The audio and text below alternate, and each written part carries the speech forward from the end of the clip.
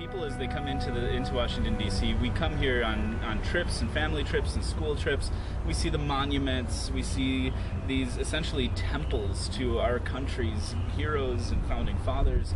You visit all the museums and see these memorials to wars that were fought and heroes that lived and died serving our country.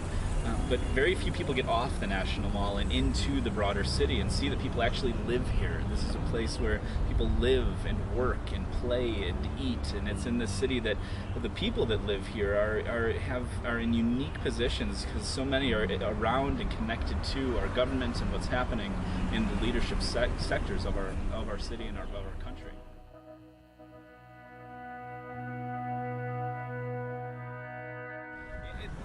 It's amazing that when you look at our cities in the United States, there are some old historic churches, but a lot of our churches in our cities are dying congregations. A lot of the churches that have grown over the last 30, 40 years, it's been out in the suburbs. There's been a push outward into the suburbs, and so that's where churches have been planted and started and grown.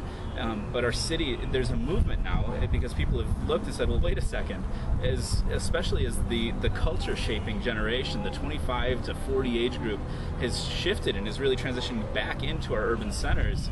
It's important that the church, the broader church, has seen that and said, well, wait a second, we should be making an impact here. There aren't churches meeting the needs of this niche in our cities, in our urban centers. And if we're going to have an impact on shaping culture, we need to be in the places where culture is being shaped.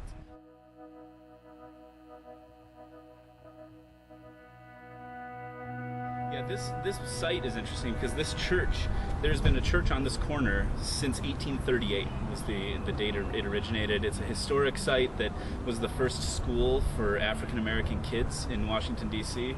And the building has been here since 1870. For us, we rent it, but our church is people. It is, and it's very important to us to understand that the church isn't a building or a special meeting at a place or time, but it's people. It's God's people. Wherever they are, whenever they gather, when they come together, they are the church. And so for us, we began gathering just in our living room, and that's where things started. And we outgrew the living room, so we needed more space. And so now we're utilizing a facility here. But for us, as we think about the church has two aspects to it. We have the church gathered for worship, for prayer, to read scripture, to be able to sing praises together, to hear the gospel preached. And then we have the church scattered as the people of our church go out throughout the community, throughout the city, throughout the week, as God's people, as the church.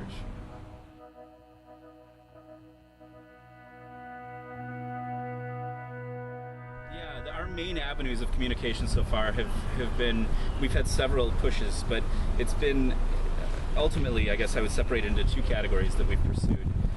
The first one is relational networking and word of mouth. It's been our goal to equip our people to be the community of Redemption Hill Church and in their lives to draw people into that community. So most of our people got connected because they have friends that are part of Redemption Hill Church.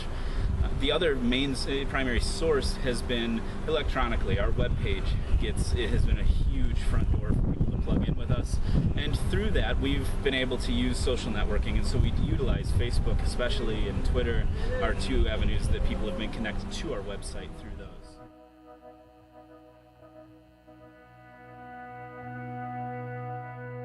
As I was praying through this neighborhood, my spirit jumped inside of me. And I couldn't get away from Acts chapter 17. The Apostle Paul was in Athens, and in Athens, his approach to ministry was to get into the marketplace, to engage in dialogue with whoever happened to be there day by day so that he would find opportunities to share the gospel and share Jesus with them. So this is Eastern Market, and there's a market right here. And as I was walking through the market, I was just imagining the Apostle Paul engaging in ministry in that place and imagining what it could look like for a church to engage the marketplace on Capitol Hill. Been an incredible journey for us. It's been an incredible ride so far. It's been very clear through the process of the establishment of this community of Redemption Hill Church in this place that God has set up this time and this place. It's in Acts 17 again, Paul says that God appoints the times and places, the boundaries where we live, so that as we reach out for him, groping around for him, as like a man in a dark room, that we will reach out and even find him because he's not far from each one of us. And so it's been amazing to see what he's done so far, and it's so exciting to see a new community be birthed in the heart of a major city.